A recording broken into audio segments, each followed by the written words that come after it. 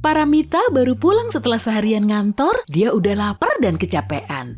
Saat mau masuk rumah, dia ngelihat amplop putih tergeletak di keset. Dia mengambil surat itu sambil melangkah masuk dan perlahan membukanya. Di dalamnya tertulis, "Kami punya penawaran menarik, tapi kamu perlu menghubungi kami untuk mendapat info lebih lanjut. Nomor telepon kami terdiri dari 3 digit angka berkode. Dan kalau bisa memecahkan kode ini, kamu sudah setengah jalan." 2, 1, 6, satu angkanya sudah benar dan urutannya juga benar. 6, 5, 2 angkanya sudah benar tapi urutannya salah. 6, 3, 1, semuanya salah. 3, 5, 0, 2 angkanya sudah benar tapi urutannya salah.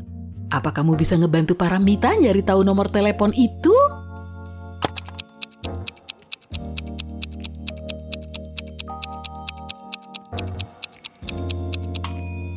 Wah, hebat! Paramita bisa mecahin kode itu. Nomor teleponnya adalah 205. Dengan tangan gemetaran, dia mencet nomor yang dimaksud. Suara buatan itu kemudian ngasih penawaran lain. "Ada game seru untuk kamu. Kalau menang, kamu akan mendapat hadiah senilai 1 triliun rupiah. Tapi kalau kamu kalah, gak akan ada yang bisa tahu keberadaanmu. Gunakan skill berpikir cepat dan logismu ya, biar kamu bisa keluar sebagai juara. Waktumu cuma 60 detik untuk memutuskan."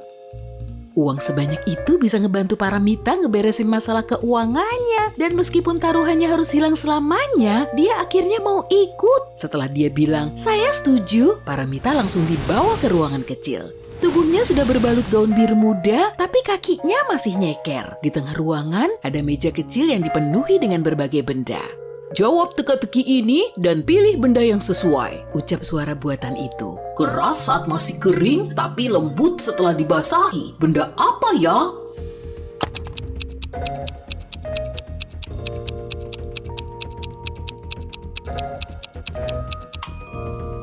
Paramita bisa nebak cukup cepat dan ternyata dia perlu spons. Dia langsung mengambil spons itu dan memasukkannya ke saku.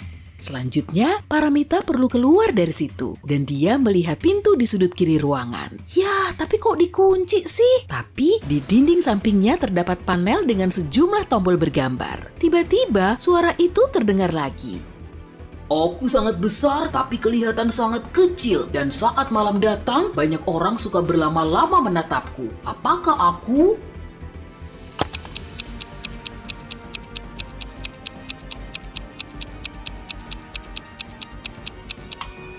Paramita mencet tombol bergambar bintang dan pintu itu perlahan ngebuka.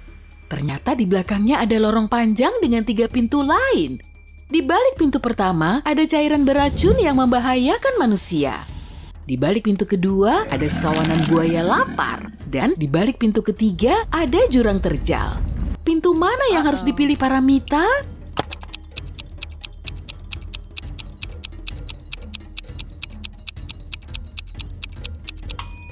Pintu pertama. Cewek itu perlu melempar spons tadi ke lantai. Setelah cairannya terserap, dia akan bisa melaluinya. Beberapa saat kemudian, dia sudah sampai di ruangan lain. Lalu, suara itu bilang, "Aku bisa berbisik, membelaimu, meniupmu, dan menerjangmu. Tapi aku nggak bisa ngomong. Apakah aku?"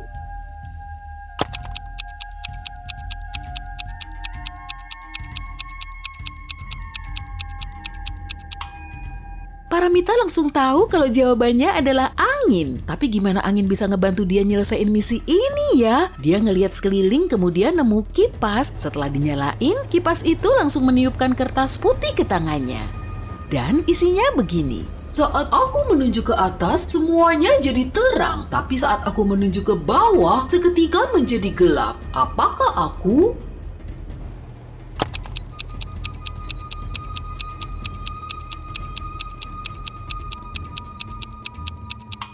Jawabannya adalah saklar. Paramita mengamati sekeliling lagi, kemudian nemu saklar lampu kecil di sudut ruangan. Sesaat setelah dia mencet saklarnya, layar besar pun muncul di dinding. Dan di situ ada 4 orang yang sedang berbelanja di supermarket. "Siapa yang udah nyuri semangka?" tanya suara itu.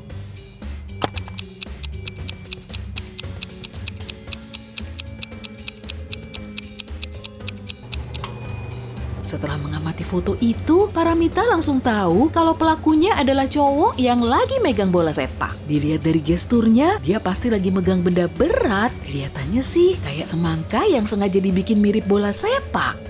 Soal selanjutnya muncul di layar, pindahin salah satu batang korek ini supaya persamaannya benar.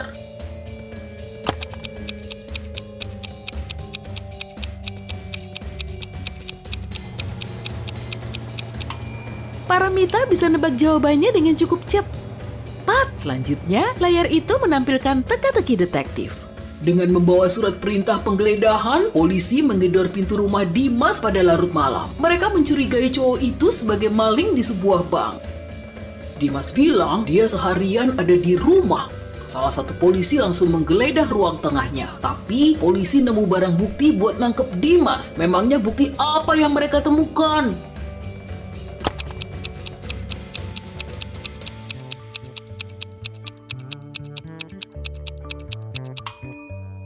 Tanggal yang tertera di nota ini sama kayak tanggal di kalender, berarti Dimas udah bohong saat dia bilang cuma di rumah seharian.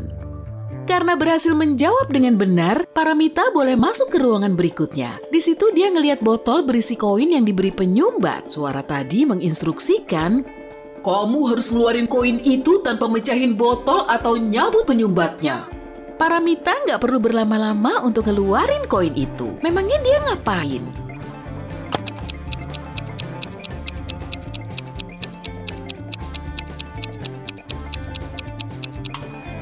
Cewek itu menekan penyumbatnya ke dalam botol, kemudian ngeluarin koinnya. Yeay, berhasil! Paramita bisa pindah ke ruangan berikutnya. Di situ dia cuma ngelihat segelas jus jeruk yang tergeletak di lantai. Kelihatannya sih setengah penuh, tapi cewek itu perlu mastiin dulu. Dia nggak boleh menuang jus itu atau pakai alat bantu. Terus dia harus ngapain dong?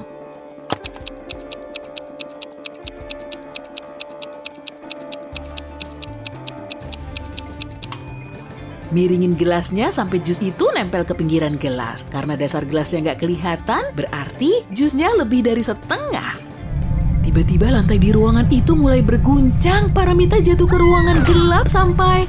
Au! Sinar mataharinya bikin silau. Cewek itu lagi ada di pantai. Kamu harus nyari sesuatu dan ngasihin barang temuanmu ke seseorang, ucap suara itu. Paramita mulai nyari-nyari, kemudian dia nemu arloji di atas pasir. Selain dia, cuma ada 3 orang yang sedang menikmati pantai. Jadi siapa ya pemilik arloji itu?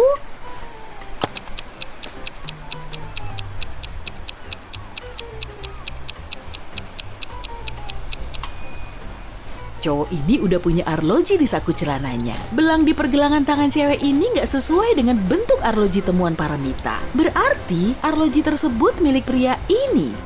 Paramita ngasihin arloji tersebut ke pemiliknya dan sebagai imbalan dia mendapatkan 2 foto. Cari 3 perbedaan di foto ini, ucap suara itu.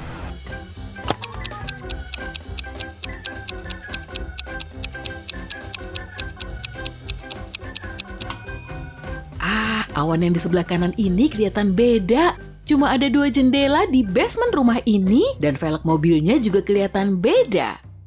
Paramita lagi menyusuri pantai, kali ini dia harus nangkep seorang pencuri yang udah ngambil tas cewek ini. Akhirnya dia mendapatkan 3 tersangka. Johnny bilang bukan dia pelakunya karena saat itu dia lagi asik lompat-lompat di trampolin. Laura bilang dia lagi nyantai sebentar sambil beli minuman. Lalu Panggah bilang dia lagi jualan es krim. Bantu Paramita nyari pencurinya dong.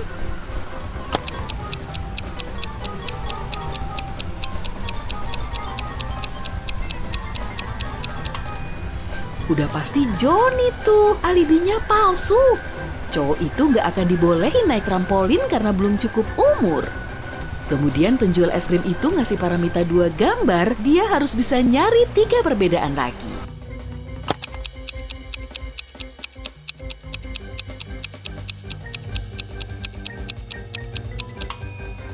Gigi paus ini ompong 1, gurita di gambar kedua kelihatan mellow, warna bintang lautnya juga beda. Tiba-tiba, Lukas menghampiri Paramita. Cowok itu bilang salah satu temennya udah nyuri HP-nya. Mereka lagi kemah di pantai dan semuanya menempati tendanya masing-masing. Jadi setelah bangun subuh-subuh, Lukas berenang di pantai. Dan saat dia balik ke tenda, HP-nya sudah hilang. Paramita menanyai teman-teman Lukas. Sigit mengatakan dia juga bangun sejak subuh, tapi dia cuma duduk di dalam tenda. Lisa bilang dia begadang semalaman sambil main game. Ini juga dia baru bangun. Sementara Kirana mengaku dia lagi tidur nyenyak saat Lukas pergi berenang. Jadi siapa nih yang udah nyuri HP Lukas?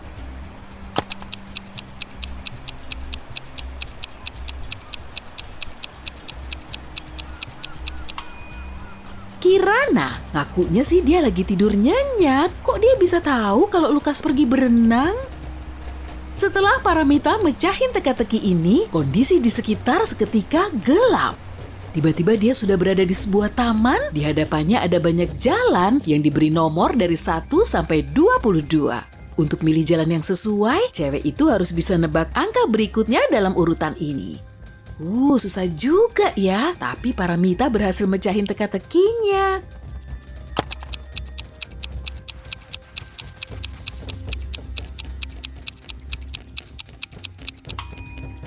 Semua angkanya cuma punya huruf vokal A dan E. Cewek itu kemudian melewati jalan nomor 18. Tiba-tiba ada cowok yang terbaring di sisi jalan dan sepedanya masuk ke semak-semak. Lalu Paramita membantunya duduk. Cowok itu bernama Udin dan dia bilang, "Pas lagi sepedaan di taman, tiba-tiba kepalaku dilempar batu. Aku langsung jatuh kemudian pingsan." Paramita punya 4 tersangka. Mira bilang saat itu dia lagi jogging pagi tapi nggak ngeliat ada kejadian aneh. Rendra bilang dia lagi jalan santai bareng anjingnya di seberang taman. Miko dan Amanda bilang mereka lagi piknik di taman sambil menikmati bekal makanan mereka. Siapa yang udah bohong?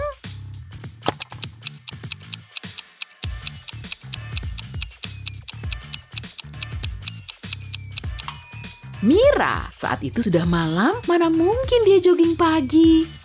Udin berterima kasih kepada Paramita, kemudian dia memberinya teka-teki lain. Paramita harus bisa nebak jawabannya.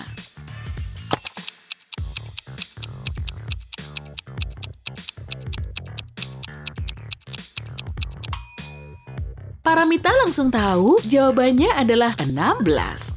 Kemudian cewek itu melanjutkan perjalanan sampai tiba di perempatan yang ramai. 7 mobil saling berdesakan di persimpangan hingga menimbulkan kemacetan parah. Kalau salah satu mobil dipindahkan, mobil lain akan bisa melaju lagi. Mobil mana yang akan kamu pindahkan untuk mengatasi kemacetan ini? Tanya suara itu. Meski udah mikir keras, Paramita nggak bisa nebak jawabannya. Dia mulai panik karena waktunya semakin mepet. Lalu dia berseru, "Yang biru!" Dan ternyata jawabannya salah. Tubuh Paramita terasa lemas dan dia nggak ingat lagi kelanjutannya.